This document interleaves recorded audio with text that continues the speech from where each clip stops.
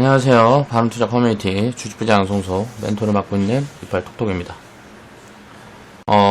오늘 일단 시황을 좀 보면 시장 흐름은 굉장히 좋았어요.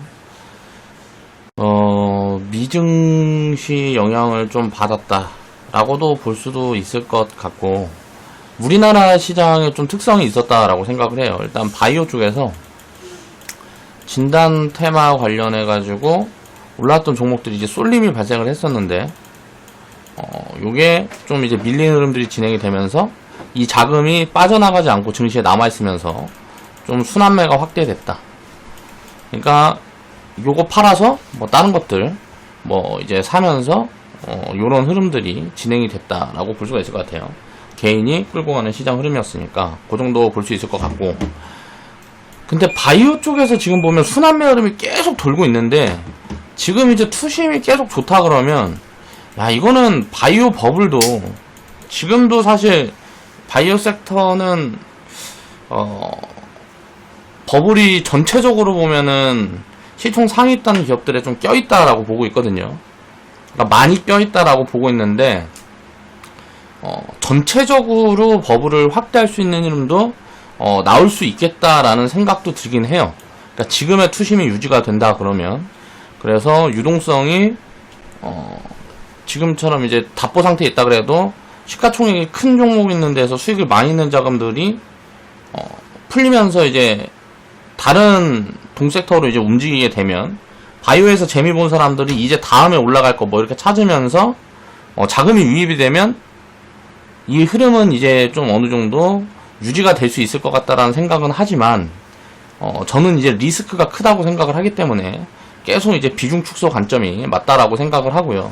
오늘도 이제 그런 관점에서 이제 주식부장 양성소 같은 경우는, 우리들약 같은 경우는 이제 일갈매도 관점으로 이제 대응 포지션들을 이제 드렸었던 부분들이고, 바이오 스마트도 자, 일괄매도 사인이 들어갔던 이유들이 그런 이제 바이오 섹터에서 있는 이 불확실성 부분들, 그러니까 기존 대장주들이 버블을 너무 키웠다 라고 생각을 하고 있기 때문에, 걔네들이 무너지게 됐을 때 이제 후유증이라는 부분들은 반드시 나올 거라는 거죠.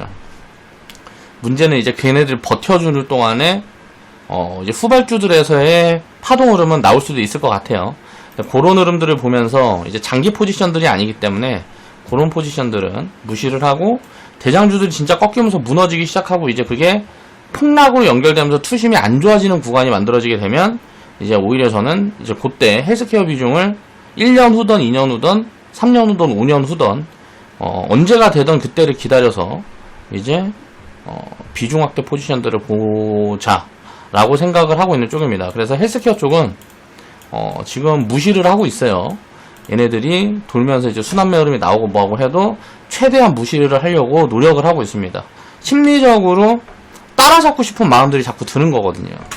이게 그렇다 보니까 파동 흐름이 세고 강하고 하다 보니까 리딩하면서 그런 기준을 잡지 않으면 이제 회원분들한테 별로 좋지 않다라고 생각을 해서 그렇게 보고 있고요. 일단 뭐 시장 흐름이 계속 좋습니다.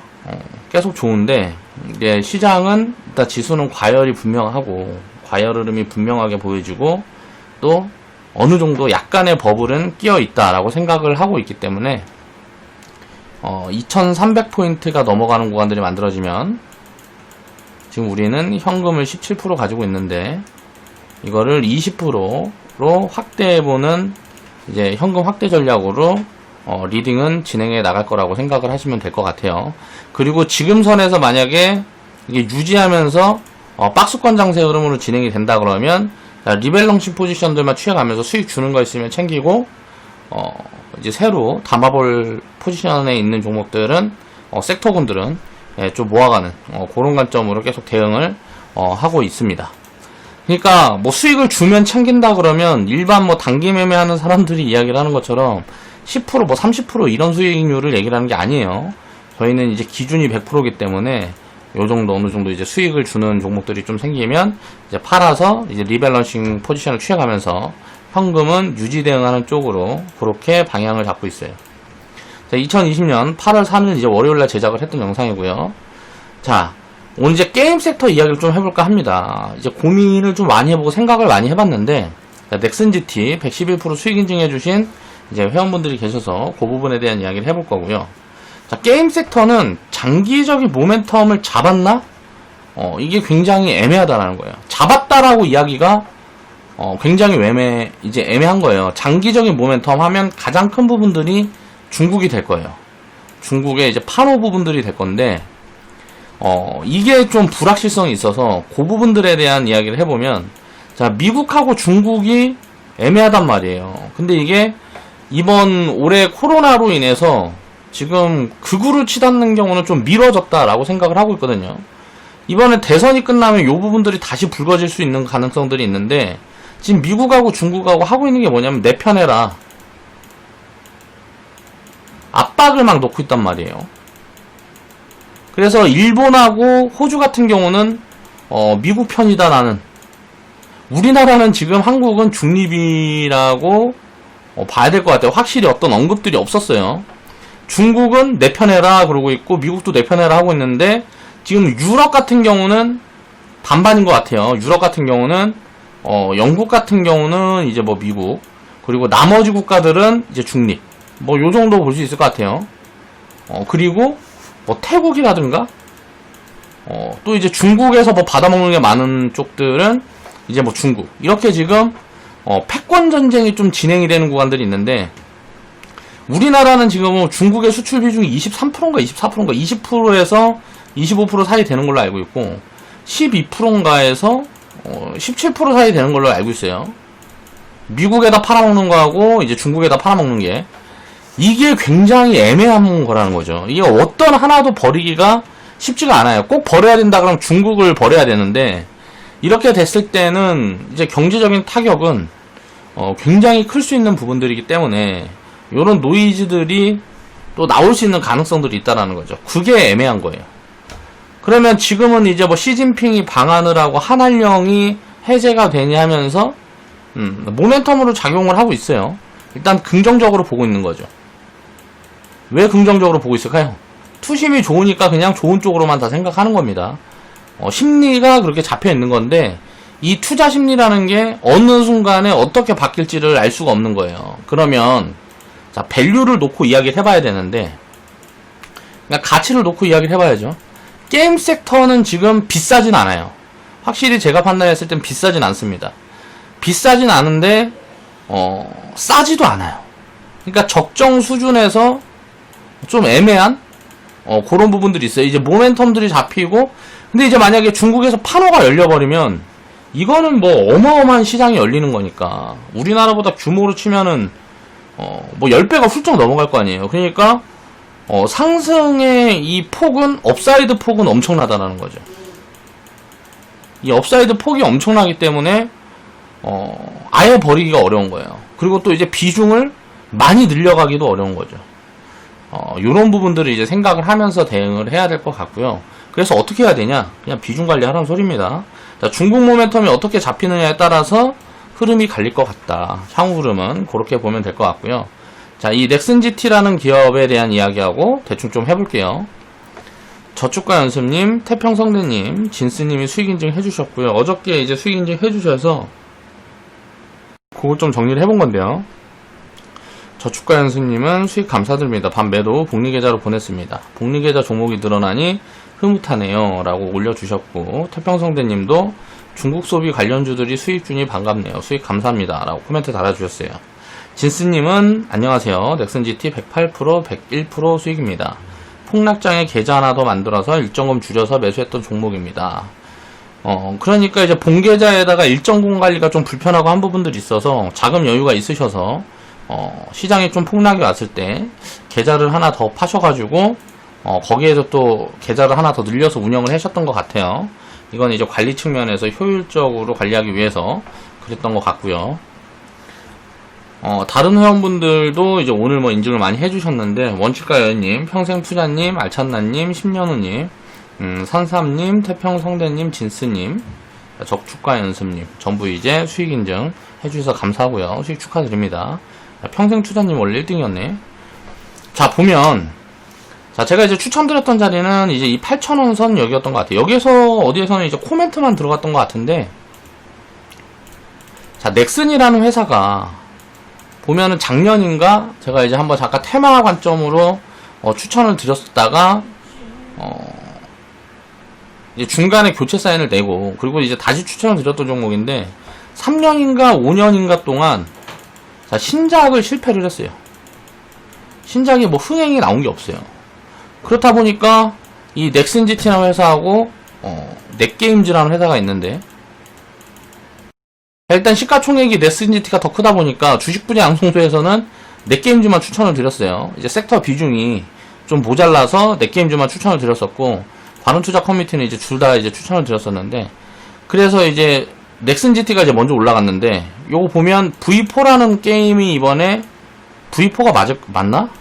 아마 맞을 거예요. 근데 이게 이번에 흥행을 했습니다. 그래서 흥행 기대감을 보고, 자, 이거 신작이 이제 흥행하고 뭐하고 해서, 자, 숫자를 체크를 해봤더니 턴어라운드가 보이는 거예요.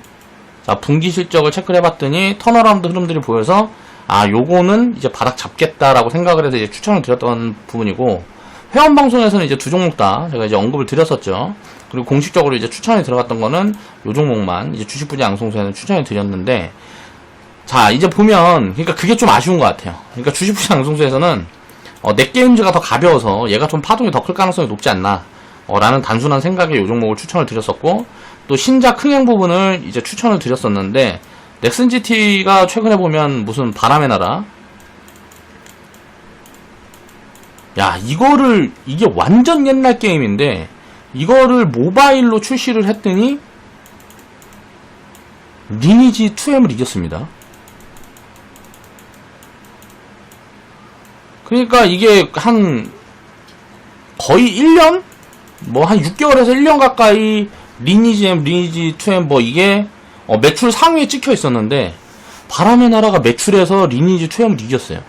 그러니까 이제 실적에 대한 기대감들이 굉장히 잡혀가고 있는 거죠. 넥슨이라는 기업도 우리나라에 있으면 좋겠는데, 요 기업은 이제 일본에 상장되어 있는 기업이니까, 자, 우리나라에 이제 상장되는 요 두 종목을 보면 요런 부분들이 과거 IP에 대한 가치가 지금 이제 부각되고 있는 구간인 거예요. 그러니까 모바일 게임으로 출시만 해놓으면 과거의 흥행작 같은 경우에는 기억이 있는 거예요. 지금 과거에 우리가 이제 게임을 했던 사람, 저 같은 경우도 어렸을 때 리니지나 게임도 하고 이거 사무실도 하고 했었는데, 자, 이 게임에 대한 기억이 있고 뭐하고 하다 보니까 이제 구매력이 있는 거죠. 저도 이제 30살 뭐 이렇게 되니까 30대가 넘었으니까, 예전에 리니지나 무슨 바람의 나라 이거 게임하던 사람들은 30대에서 50대 뭐 이렇게 되는 거예요. 좀 이제 그때 연령대가 있었던 분들은 지금 뭐 60대 70대 되니까 돈이 있다라는 거죠. 머니가 있는 거예요, 머니가. 그렇다 보니까 모바일 게임으로 출시를 하니까 핸드폰 갖고 결제를 이빠이 하기 시작하는 거죠. 그러면서 지금 NC 같은 경우는 순이익이 조가 찍혀요, 조가. 내년부터나 뭐 이렇게 하면 조 단위가 찍힐 것 같아요. 게임으로 이익이 1년에 조 단위가 찍힌다.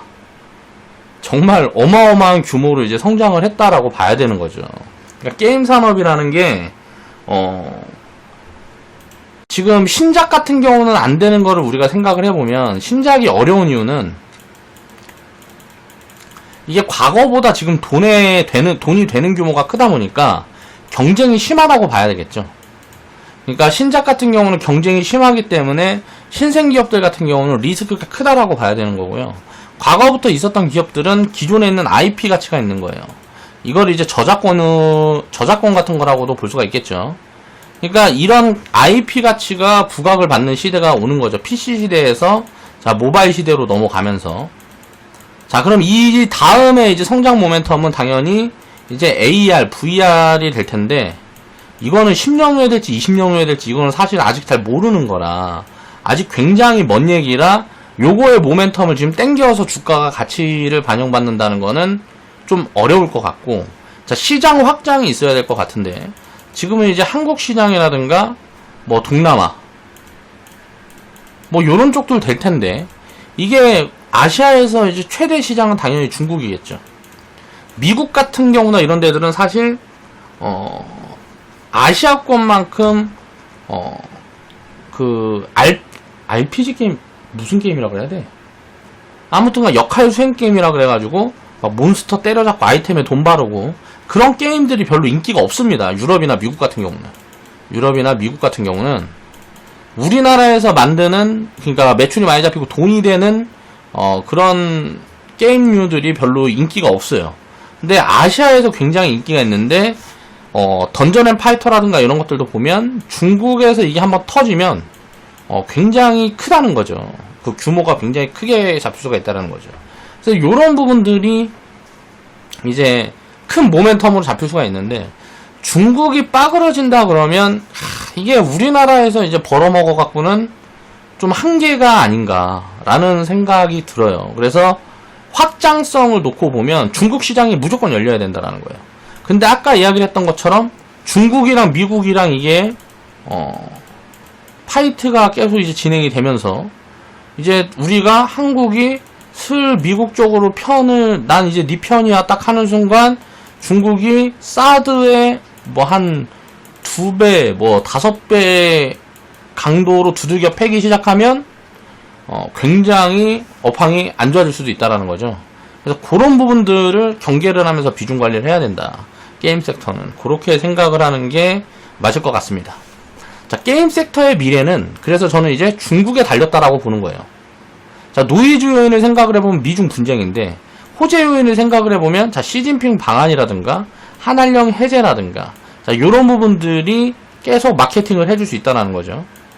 그리고 실질적으로 중국에서 파노 얘기가 지금 나오고 있는 부분들은 웹젠이에요. 근데 이게 이제 확장되는 흐름들이 보여야죠. 자, 파노가 확장되면서 우리나라의 다른 게임사들이 자, 파노가 하나씩 둘씩 열리기 시작한다 그러면 이거는 굉장히 큰 폭의 업사이드가 나올 수 있다라고 봐야 되는 거예요. 이 부분들이 불분명하기 때문에 지금은 아주 공격적으로 대응하기도 애매하고 또 너무 보수적으로 대응하기도 애매한, 그래서 어느 정도 비중은 담아놔야 되는데, 자, 중국 소비 쪽에서 일부 할당하는 비중 저는 이제 5% 미만의 비중 정도로 보고 있습니다. 자, NC소프트 이제 그럼 이제 밸류를 이제 생각을 해보면 NC소프트가 지금 현재 시총이 한 18조 정도 돼요. 근데 2년 후에 이익이 1조에서 1조 2천억 정도 찍힌다 그러면 요거는 이제 퍼 기준으로 봤을 때 18배, 20배 가까이 받고 있다는 거죠. 그러니까 지금 84만원 요 구간대에 제가 체크를 해본 거니까 100만원이면 대충 20배 정도 된다는 거예요. 이 정도면 그냥 적정 수준이라고 볼 수 있을 것 같아요. 근데 이제 멀티플을 제가 생각했을 때는 중국 시장이 막혀버린다. 그러면 20배라는 멀티플도 사실 저는 비싸다라고 생각을 해요. 경쟁이 계속 심화되는 부분들이고 게임도 이제 개발 비용은 많이 드러나는데 이익이 확장이 되려면 글로벌 시장들이 열려야 된다라는 거죠. 근데 우리나라에서 게임을 갖고 있는 부분들이 자, 미국이나 유럽권에서 거의 뭐 장악하고 있는 부분들은 와우라든가 무슨 뭐 대부분 이제 롤이라든가 무슨 뭐 이런 게임들, 그러니까 스타크래프트 롤 뭐 이런 형식의 뭐라 그래야 돼, 전략적인 무슨 게임이라 그래야 돼, 요런 쪽들이 거의 장악을 하고 있단 말이에요. 잘 먹히진 않아요. 그러니까 뭐 돈질해가지고 아이템 뭐 해가지고 뭐 이런 게임들이 먹히진 않아요, 잘. 그러다 보니까 아시아 시장이, 아시아인들이 그러니까 성향 자체가 굉장히 좀 도박 좋아하고 그런 성향인 것 같아요. 그런 이유들을 우리가 생각을 해보면 아시아는 아무래도 도박을 다 금지시켜놔서 그런 게 아닌가. 정부에서 도박에 대해서 굉장히 부정적이다 보니까 뭐 중국도 마찬가지고 공산국가들이 거의 다 이렇고요. 한국도 뭐 요런 식이죠. 그렇다 보니까 그 우회로로 해가지고 게임을 좀 이용하는 부분들이 아닌가. 요런 생각들도 사실 개인적으로는 하고 있거든요. 그러니까 하지 말라 그러면 더 하고 싶은데 그걸 풀 때가 필요한 거죠. 심리적으로는 원해.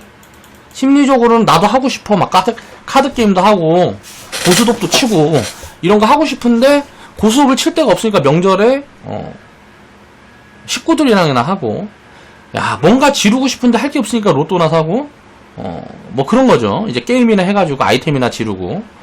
그러니까 이런 부분들이 조금 문화가 다르다라고 보면 될 것 같아요. 그러니까 유럽권이나 이런 데들은 그런 것들이 거의 어떻게 보면 카지노도 자유롭고 이런저런 부분들이 다 열려있기 때문에 요런데 별로 매력을 못 느끼는 것 같고, 이제 뭐 한국이나 중국 뭐 이런 쪽들은 요런 쪽 성향들이 굉장히 강한 거죠. 억눌려 있는 그런 게.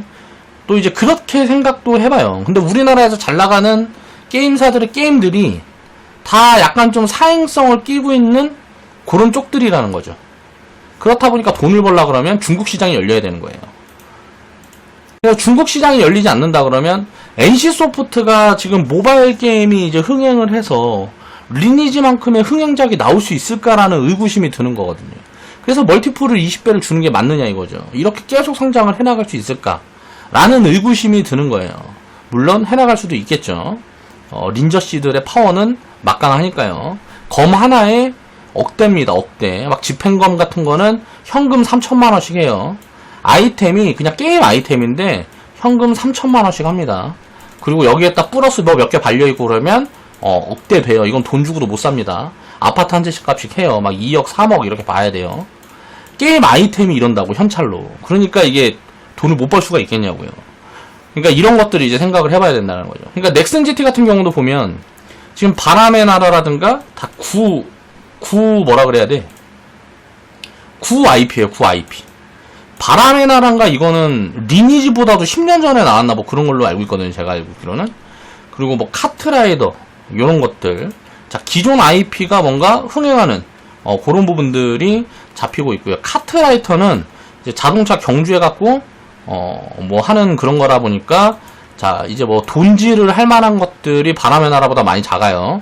그래서 매출은 요쪽에서 찍힌다 라고 생각하면 될 것 같고요. V4 같은 경우도 이제 신작이 일단은 흥행을 해놨기 때문에 요런 게 이제 장기 흥행을 이어갈지는 체크를 해봐야 되는 부분들이고, 기존 IP가 이제 부각을 받고 뭐하고 하게 되면 요런 부분들에서도 이제 모멘텀들이 계속 잡힐 수가 있겠죠. 웹젠 같은 경우도 뮤인가 뭔가, 웹젠이 뮤인가? 뮤메이드가 뮤인가? 아무튼간 뮤라는 과거에 또 리니지 비슷한 요런 게임들이 있습니다. 다 이런 게임이에요. 그러니까 돈으로 아이템을 사가지고 그런 거 가지고 이제 가지고 노는, 이제 뭐 전투를 하고 뭐 거의 우리나라에 있는 잘 나가는 게임 회사의 게임들은 전부 다 그런 형식이라고 생각을 하시면 돼요. 그렇다 보니까 중국 판호 개방이 굉장히 중요하다. 이게 풀린 게 맞냐 이거죠. 회사에서는 지금 이게 풀렸다고 그때 보니까 막 뉴스가 나오고 해서 좀 찾아보니까 회사에서는 거기에 대한 답변을 안 주고 있더라고요. 과거에도 이게 풀렸다 그랬다가 중국에서 다시 막아버리고 뭐 이런 적이 있다 그러더라고. 그러면 그런 부분들이 또 그렇게 될 수도 있는 거 아니에요. 그런 부분들이 만들어지면 당연히 폭락으로 가겠죠. 근데 그 폭락도 굉장히 좋은 기회냐 라고 보기가 굉장히 애매한 거예요.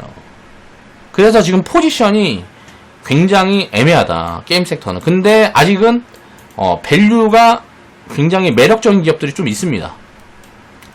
그런 기업들이 좀 있어요. 그러니까 그런 기업들 말고 요런 류의 게임들이 지금 보면 거의 대장급인데, 자, 이 빨간색 제가 네모칸을 쳐놓은 구간들이 자, 장기간 박스권이 있었던 부분들이에요. 제가 3년, 5년 판호가 멈춰 있었다 그랬죠. 2015년부터 1, 2, 3.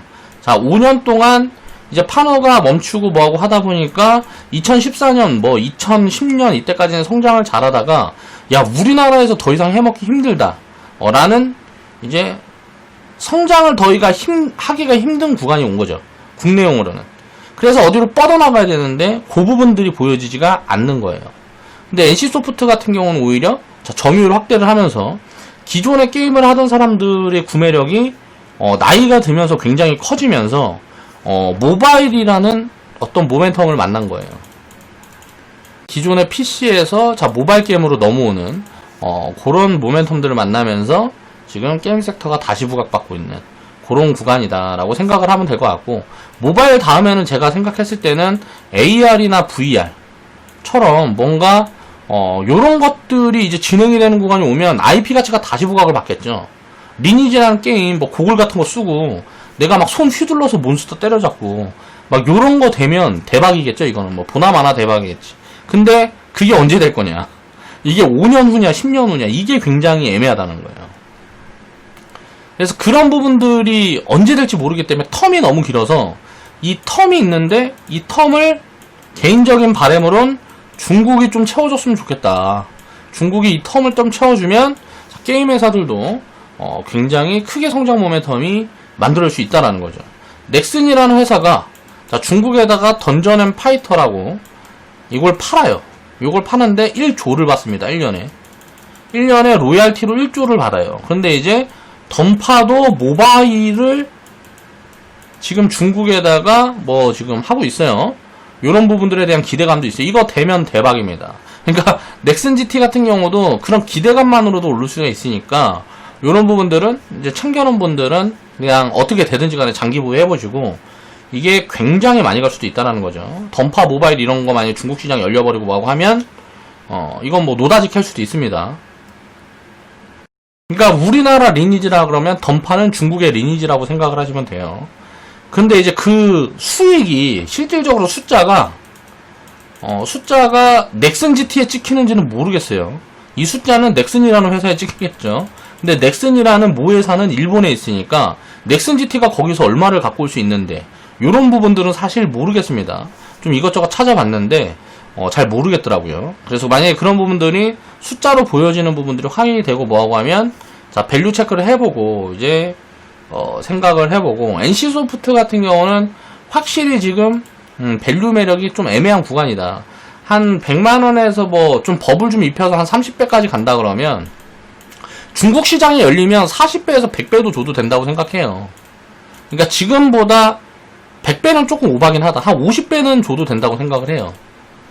그러니까 멀티플을 50배를 주면 뭐 한 200, 300까지도 갈 수 있는 거죠. NC소프트 같은 경우는. 근데 이제 중국 시장이 열린다는 가정이니까 그 부분에 대한 불확실성이 있다라는 거죠.